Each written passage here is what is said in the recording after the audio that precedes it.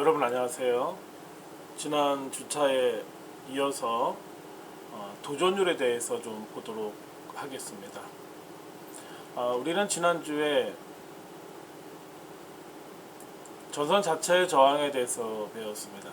간단히 살펴보면 전선 자체의 저항 R은 고유 저항 로우가 크면 클수록 그 저항은 커지고, 전선 자체의 길이가 길면 그 저항은 커지고, 전선의 단면적이 크면 저항은 오히려 작아지는 반비례 관계에 있다, 이렇게 말씀드렸습니다. 그렇다면 이제 고유 저항은 무엇인가 라고 봤을 때 전선 1m당, 왼쪽에 있는 그림을 보시면 좀 이해하기 편하겠습니다. 전선 1m당 단면적이 갖는 저항의 크기가 되는데, 그러면 오hm 스퀘어 미터 퍼 미터인데 분모 분자의 미터가 약분이 되니까 결국은 오른쪽에 있는 것처럼 고유 저항은 5옴미터 이렇게 되는 것입니다.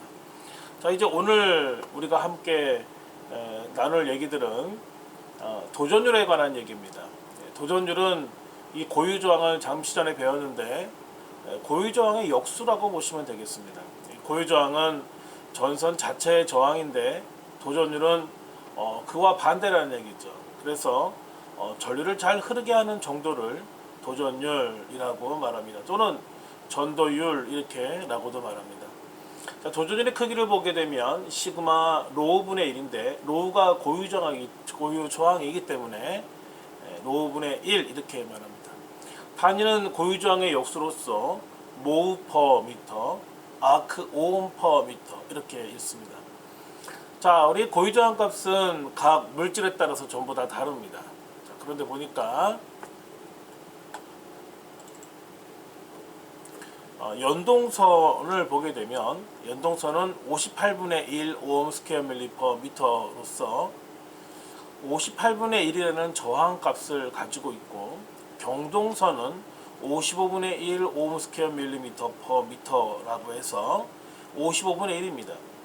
즉 연동선과 경동선을 비교해 보면 경동선이 저항이 더 크고 연동선이 더 저항이 작구나, 이런 것을 우리가 알 수 있습니다. 두 점 사이에 전압의 차가 있게 되면 건전지처럼 전류가 흐르고 도처에는 전류의 흐름을 방해하는 그런 저항에 의해서 열이 발생됩니다. 우리 그림을 한번 보시도록 하겠습니다. 건전지가 있어요. 음극이 있고 양극이 있습니다. 마이너스 극과 플러스 극이 있습니다. 마이너스 극보다 플러스 극이 전압이 높으니까 전류가 이렇게 쭉 흐르게 되는데, 전류가 흐르게 되면 이 도선에서는 전류의 흐름을 방해합니다. 이걸 저항이라고 했었죠. 방해하면서 열이 발생하게 됩니다. 자, 이러한 그림을 오른쪽에 있는 그림처럼 나타낼 수 있습니다. 왼쪽에 보면 이제 이 부분이 건전지 부분으로서 짧은 것이 마이너스, 긴 것이 플러스라고 말할 수 있고요. 현재 전위차가 있으니까 전류는 쫙 이렇게 흐르게 되겠습니다.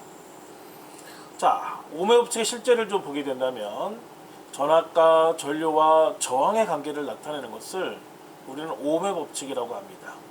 자, 이 그림을 보면서 설명을 좀 들으시면 여러분들 이해가 좀 더 빠를 듯 합니다. 전기율에서 저항의 양단의 전압을 가했을 때 흐르는 전류의 크기는 저항에 반비례하고 가해진 전압에 비례한다라는 법칙을 ohm의 법칙 이렇게 합니다. 그림을 보게 된다면 밑에 있는 전류가 물이 흐르는 이 부분에 비해서 물이 매우 높기 때문에 수압이 발생되죠. 수압이 발생되니까 물이 흐릅니다. 전기로 말하자면 전류가 흐르는 부분이 있는데 전압이 아주 높은 위치에 있다고 한다면 이때 전류는 흐를 수밖에 없습니다. 그런데 문제는 이 저항이 없으면 전류가 더 잘 흐를 텐데 이 저항 때문에 전류가 흐르는 것이 방해받게 되는 거죠. 자, 우리는 전기인들이니까 오른쪽에 있는 회로를 보면서 좀 얘기해 보십시다. 자, 왼쪽에 기전력이 있습니다. 기전력이라 함은 전류를 흐르게 하는 힘을 의미합니다. 자, 마이너스 전위보다 플러스 전위가 높으니까 전류가 도선에 이렇게 흐를 텐데요. 도선에 전류가 흐르면 흐르지 못하도록 열이 발생될 것입니다. 왜? 저항 때문에 발생하는 거죠. 우리 2주차 강의 때도 이제 그런 얘기를 많이 했었는데요. 전류가 흐르려면 절대 혼자 흐를 수는 없습니다. 그래서 전류를 흐르게 해주는 힘이 필요한데 그것이 바로 전압입니다. 전압 V가 있어야지만 전류가 흐르는데 전압 V가 크면 전류가 크지요. 우리는 이것을 비례관계다 이렇게 말하긴 하지만 전압이 크다고 전류가 무조건 큰 것은 아니고 전류의 흐름을 방해하는 요소가 있다는 겁니다. 우리는 이것을 저항이라고 하죠. 자, 우리 I는 R분의 V라는 이 공식을 보면서 V는 IR인 걸 알 수 있습니다. 우리 V, 전압 알고 싶으면 전류와 저항을 그냥 곱하면 되는 겁니다. 그래서 오른쪽에 보시게 되면 전압은 IR 이렇게 말할 수 있습니다. 또한 첫 번째 있는 공식을 보게 되면 이 I와 R은 서로 반비례 관계이기 때문에 자리를 바꿀 수 있습니다. 오른쪽에 있는 오른쪽에 있는 공식처럼 R은 I분의 V 이렇게 바꿀 수 있습니다. 그래서 전류는 R분의 V, 전압은 IR, 저항은 I분의 V 이렇게 계산할 수 있습니다. 당구장을 보시게 되면 부하에 흐르는 전류는 저항에 반비례한다. 부하에 흐르는 전류는 전압에 비례한다. 이 오음의 법칙의 핵심적인 내용이 되겠습니다. 다음은 컨덕턴스에 대해서 보도록 하겠습니다. 이 컨덕턴스는 전류의 흐름을 도와주는 소자입니다. 즉 반대로 말하면 전류의 흐름을 흐르지 못하도록 하는 것을 우리는 저항이라고 하는데 얘는 흐르도록 도와주는 거니까 결국 컨덕턴스는 저항의 역수, 저항과는 반대구나 이렇게 알 수 있습니다. 자, 읽는 법은 G라고 읽고요. 단위는 모우라고 읽습니다. 그래서 읽는 법을 보게 되면 모우 또는 이것을 지멘스라고 되어 있는데 실질적으로 현장에 가보게 되면 지멘스라고 있는 경우는 별로 뭐 이렇게 많지는 않습니다. 그래서 여러분들은 모우라는 용어를 좀 더 빨리 아시면 좋을 것 같습니다. 자, 그렇다면 컨덕턴스의 크기는 어떻게 될까 봤더니 컨덕턴스 G는 R분의 1입니다. 왜냐하면 저항의 역수이기 때문에. 그런데 G와 R은 자리를 바꿀 수 있을까요, 여러분? 당연히 바꿀 수 있습니다. 그래서 R은 G분의 1, 즉 저항은 컨덕턴스분의 1 이렇게도 여러분들 말할 수 있는 것입니다. 그렇다면 우리가 좀 전에 배웠었던 오음의 법칙과 컨덕턴스의 관계를 본다고 한다면 컨덕턴스 G로 표현한 오음의 법칙을 살펴보게 되면 전류 I는 R분의 V, 전압 V는 IR, 저항 R은 I분의 V라고 바로 전 차트에서 배웠습니다. 자, 그런데 컨덕턴스에서 보게 되면 컨덕턴스와 저항은 역수의 관계다 이렇게 말을 했어요. 그러면 전류에 있는 전류와 반비례하는 R, 전압과 비례하는 R, 저항의 역수인 R에 대해서 R 대신에 G분의 1이라고 G분의 1, 그 다음에 G의 역수니까 G라고 하면 되죠. 대신에 I분의 V가 아니라 V분의 I 되죠. 이렇게 컨덕턴스를 사용해서 오음의 법칙을 나타낼 수도 있습니다. 실제로 이제 그 컨덕턴스 문제들은 직렬과 병렬로 연결을 해서 그 합성 컨덕턴스가 얼마인가 이런 식으로 이제 문제를 나타내는데 컨덕턴스의 직렬 접속을 보게 된다면 저항의 병렬 접속으로 구한 값을 구한 후에 역수를 취하면 됩니다. 통분하게 되면 G1 플러스 G2분의 G1, G2 뭐라고 이렇게 되는데 이 부분이 이제 좀 쉽게 이해가 되지 않는다면 이 부분은 문제를 통해서 저희가 풀어보도록 이렇게 하겠습니다. 또한 컨덕턴스의 병렬 접속에서는요, 저항의 직렬 접속을 구한 다음에 역수를 취하게 되면 되는데 컨덕턴스 G1과 G2를 그냥 더하면 병렬 컨덕턴스의 합성 용량이 되겠습니다. 저항기의 종류를 보면 저항기는 고정 저항기와 가변 저항기가 있는데 고정 저항기는 저항의 값이 정해져 있다는 그런 말이 되고 가변 저항기는 그 저항을 의미로 바꿀 수 있다. 저항을 크게도 하고 작게도 할 수 있다. 이런 의미가 되겠습니다. 자, 먼저 첫 번째 탄소 피막 저항기를 보게 되면 그림을 보게 되면 이제 이러한 저항기는 우리가 숱하게 많이 봤던 그러한 저항기 되겠습니다. 얇은 탄소막을 저항체로 한 것이고, 금속 피막 저항기는 금속 피막을 저항체로서 사용한 것입니다. 자, 가변 저항기는 여기다가 드라이버 같은 거, 십자 드라이버 같은 거 넣어서 돌리면 저항의 크기가 바뀌는 그러한 저항기죠. 저항값을 연속적으로 또는 단계적으로 바꿀 수 있는 그런 저항기를 가변 저항기. 권선형 저항기는요, 사진을 보면 금방 이해할 수 있는데 고리 모양의 절연물을 권심으로 하여 저항 합근선을 감은 저항기 표면에 미끄럼 접촉자를 붙여서 단자 간의 저항값을 바꾸어 이용하도록 한 그러한 부속품을 우리는 권선형 저항기. 저항 어레이는 일체형으로 만든 저항기입니다. 수강 소자라는 것이 있는데 CDS라고 하는데 빛에 의해서 저항값이 변하는 그러한 저항기가 되겠습니다. 서미스터 열 가변 저항기, 반도체의 일종인 서미스터라는 그런 저항기가 있습니다. 베리스터 전압에 의해 저항값이 변화되고 이것을 우리는 반도체 저항 소재다 이렇게 말합니다. 칩 저항기는 아주 소형화된 저항기로서 우리들이 자주 사용하는 휴대전화라든지 컴퓨터에 사용되는 그러한 저항이 되겠습니다. 자, 우리 다음은요, 키리오페제 1법칙입니다.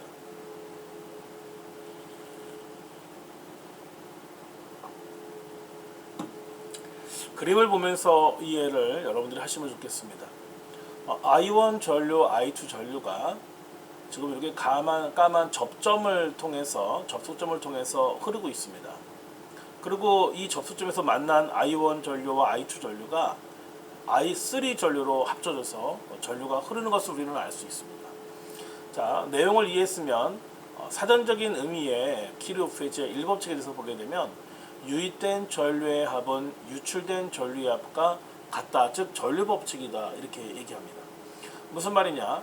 I1 전류와 I2 전류가 여기서 합해진 거죠. 그런데 유출된 전류합과 같다 그랬습니다. 유출된 전류는 I3죠.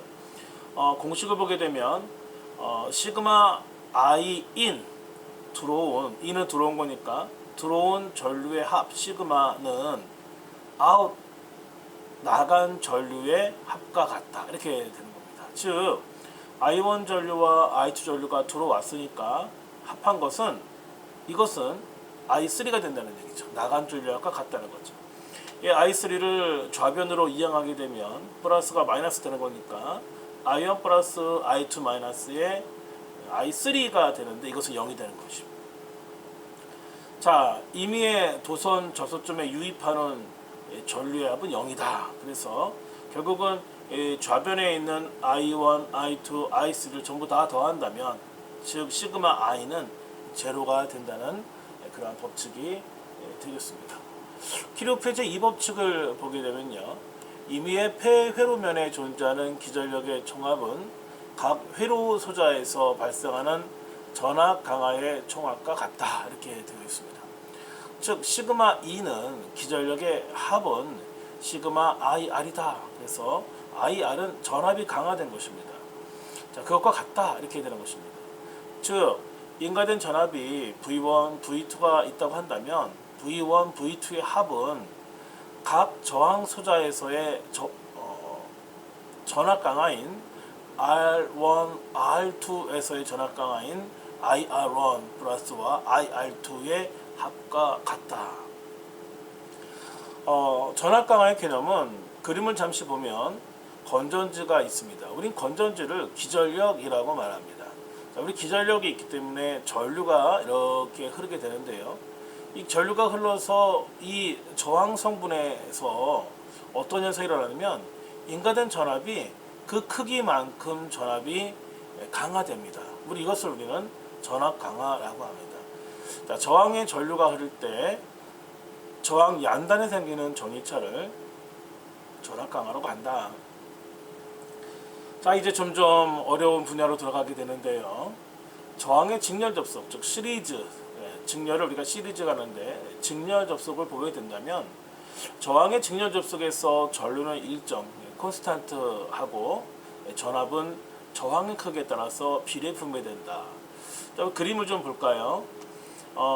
여기 기전력이 있습니다. 기전력이 있으니까 전류가 이렇게 흐를 거예요. 그래서 I1을 통과해서 I2를 통과해서 전류가 이렇게 폐회로가 되어 있으니까 이 스위치가 좀 닫혀 있는 폐회로이니까 전류는 일정하게 흐릅니다. 그 전류는 어디로 가지 않습니다. 그냥 폐회로니까 이 폐회로를 이렇게 한번 회전하죠. 그런데 R1이라는 저항에서 V1만큼 전압이 강화되고 R2라는 저항에서 V2만큼 전압이 강화되는데 결국 이때의 전체 전압은 얼마냐? V1 플러스 V2가 됩니다. 자, 전체 전압을 보시게 되면 전체 전압 V는 R1에서 강화된 V1 플러스 R2에서 강화된 V2와 같다라는 것입니다. 이 합과 같다. 이 공식 자체를 우리는 키리우프의 제2법칙이라고 바로 전 차트에서 우리가 이미 배웠습니다.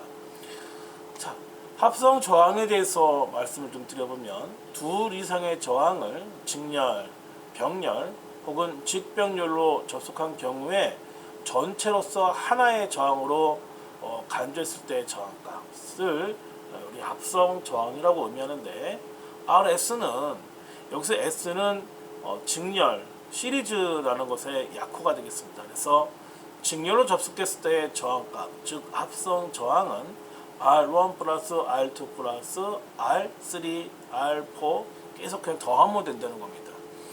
우리가 여기서 알 수 있는 점은 뭐냐면 저항을 직렬로 접속하게 되면 그 저항값은 계속 더해야 되기 때문에 그 값은 점점 커지는구나 이렇게 알 수 있습니다. 그렇다면 여기서 전압 강화에 대해서 알아보도록 하겠습니다. R1 양단의 전압 강화 V1, R2 양단의 전압 강화 V2는 과연 얼마나 클까요? 자, V는 IR입니다. 오음의 법칙에 의해서 V는 IR인데 이 V1은 R1에서 강화되었으니까 V1은 IR1이라고 말할 수 있겠죠.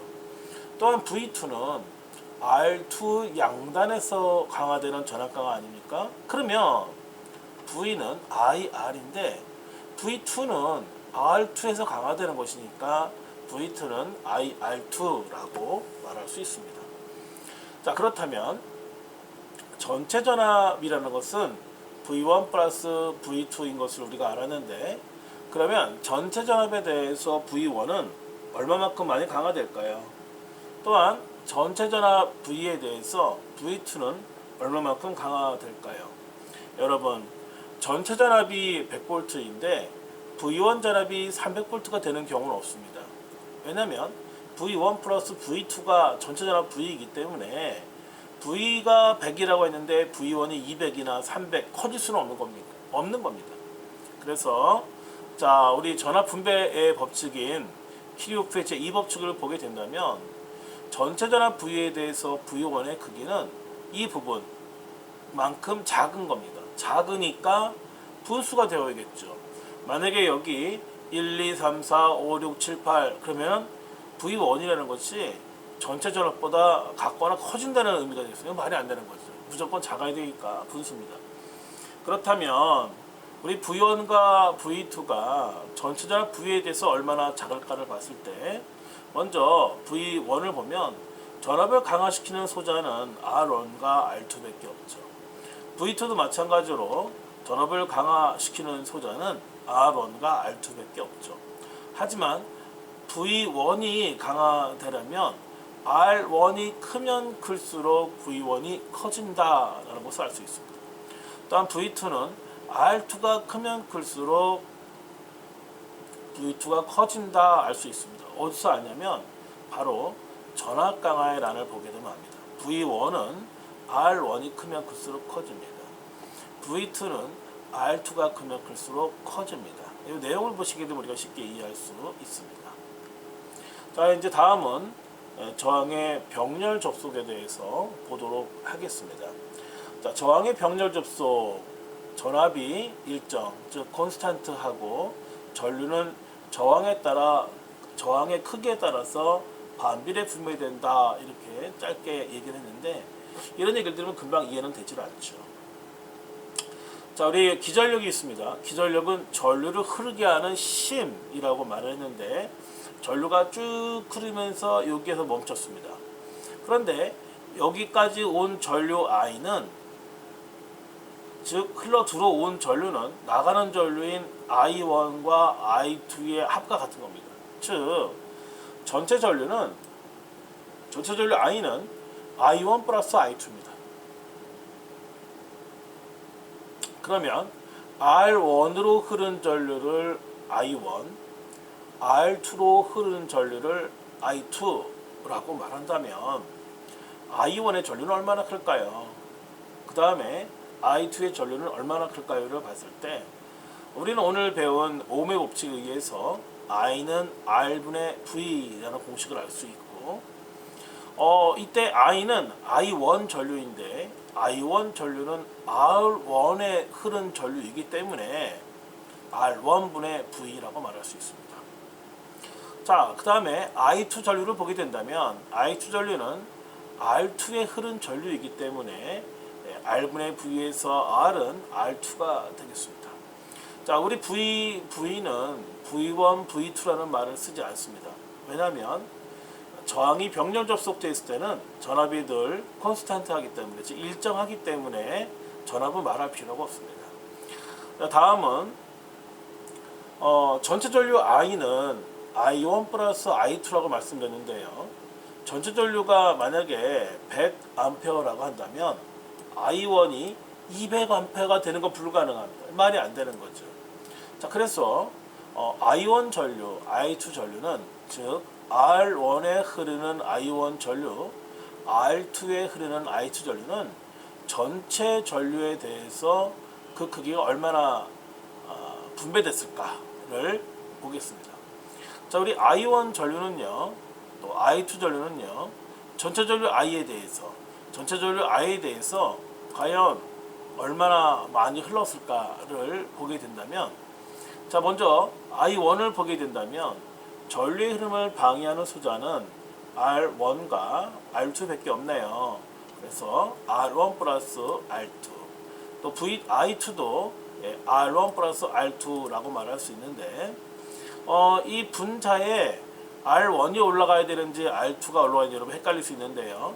우리 전압 분배를 보게 된다면 키리오프의 제1법칙에 의해서 I1은 R1이 크면 작아져요. I2는 R2가 크면 작아져요. 그렇기 때문에 이 I1 전류가 R1에 흘렀다고 해서 R1이 분자가 되지 않습니다. 오히려 R2가 올라갑니다. 이유는 좀 이따 설명드릴게요. 자, 그 다음에 I2 전류를 보게 된다면 I2 전류가 많이 흐르려면 R2가 흐르면 큰일 나는 겁니다. 왜냐면 여기서 I2는 R2랑 반비례 관계라고 했으니까 여기에는 R2가 들어가면 안 되는 겁니다. 그래서 R1이 올라가는데 결국 I1 전류는 R2가 크면 클수록 커지고 I2 전류는 R1이 크면 클수록 커지네요. 자, 여기서 이제 보십시다. 전체 전류 I가 흘렀습니다. 자, 이 부분에 왔는데요. R2가 크면 거기에는 전류의 흐름을 방해하는 R2 저항이 크면 R2 쪽으로 전류가 흐르지 않죠. R1 쪽으로 전류가 많이 흐르겠죠. 당연하죠.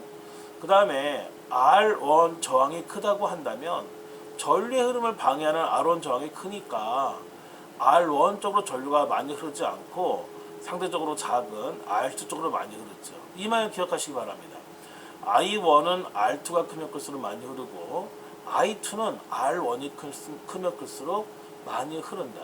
그러면 I1 전류는 R2가 크면 클수록, I2 전류는 R1이 크면 클수록 많이 흐른다. 이 내용을 우리가 금방 이제 이해하실 수 있습니다. 자, 저항의 이제 병렬 접속에서의 합성 저항인데요. P는 패럴렐 이런 뜻으로서 저항의 병렬 접속을 의미합니다. 자, 그럼 저항의 병렬 접속일 때의 저항의 크기를 구하는 방법은 여러 가지 방법이 있는데 사실은 다 하나의 방법입니다. 요 3번의 방법이 통일된 방법이라고 여러분들이 기본값으로 알고 계시면 좋겠는데 내용이 좀 있는 내용이라서 요거는 우리가 한 10분 정도 쉬셨다가 계속 이어가는 것으로 이렇게 하겠습니다. 10분 후에 다시 뵙겠습니다.